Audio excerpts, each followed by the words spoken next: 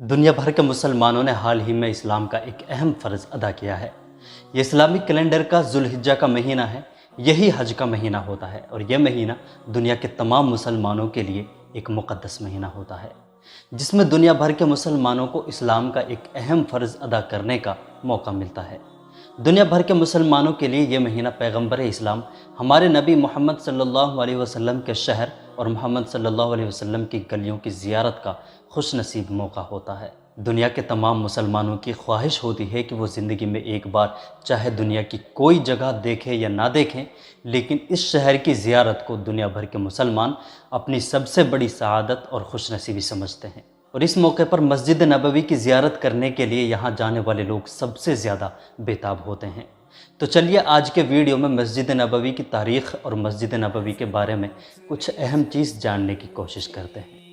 مسجد نبوی سعودی عرب کے شہر مدینہ میں موجود ہے، اور یہ مسجد مسلمانوں کے لیے دوسری دنیا کی سب سے مقدس جگہ ہے، اور یہ مسجد پیغمبر اسلام محمد صلی اللہ علیہ وسلم کے زمانے میں ہیڈ کوارٹر کی حیثیت رکھتی تھی۔ مسجد قباء کے بعد یہ تعمیر کی جانے والی دوسری مسجد تھی۔ جس جگہ مسجد نبوی بنائی گئی تھی یہ وہ جگہ ہے جہاں آپ صلی اللہ علیہ وسلم کی اونٹنی بیٹھتی تھی۔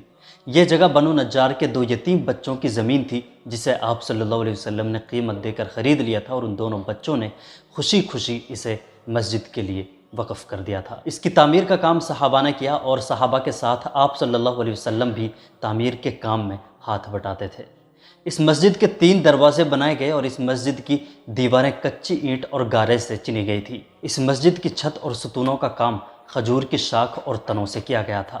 اس مسجد کو درسگاہ کے طور پر بھی استعمال کیا جاتا تھا، جہاں صحابہ کرام اسلام کی تعلیم حاصل کیا کرتے تھے۔ اس مسجد کو اسلام کی سادگی کی تصویر مانا جاتا ہے۔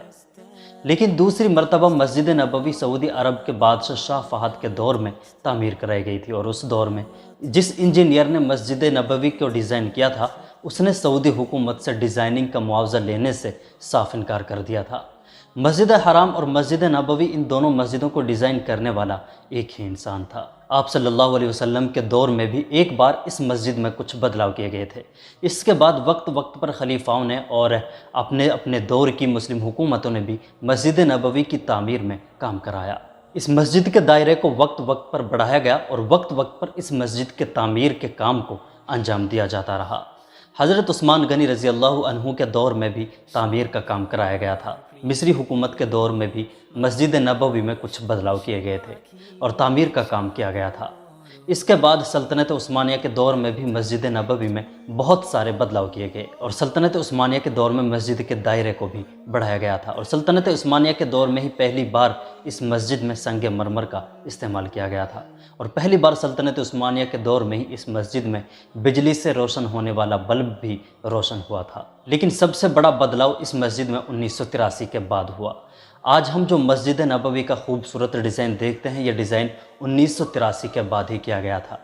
اس مسجد کو ڈیزائن کرنے والے انسان کا نام ہے کمال محمد اسماعیل۔ یہ 1908 میں مصر میں پیدا ہوئے۔ یہ پہلے انجینئر تھے جنہوں نے حرمین شریفین کے مجموعی ڈیزائن کی تعمیر نو کا کام سنبھالا تھا۔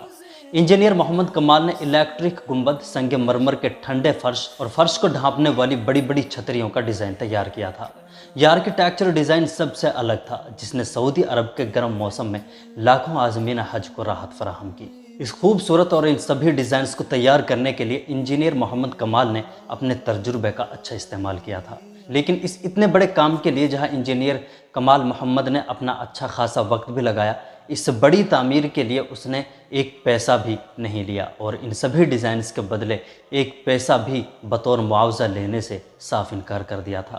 انجینئر محمد کمال کو جب سعودی حکومت کی طرف سے معاوضہ دینے کی کوشش کی گئی تو انجینئر محمد کمال نے کہا کہ میں دنیا کے مقدس ترین مقامات پر اپنے کام کے پیسے کیوں لوں؟ میں روز قیامت خدا کو کیا منہ دکھاؤں گا؟ انجینئر کمال محمد نے اپنی زندگی کا زیادہ تر وقت عبادت میں گزارا، اور 2008 میں وہ انتقال کر گئے۔ انجینئر کمال محمد نے 100 سال کی ایک لمبی زندگی پائی تھی۔ ان کے ڈیزائن کی گئی عمارتیں آج بھی دنیا کی بہترین آرکیٹیکچر کی مثال ہیں۔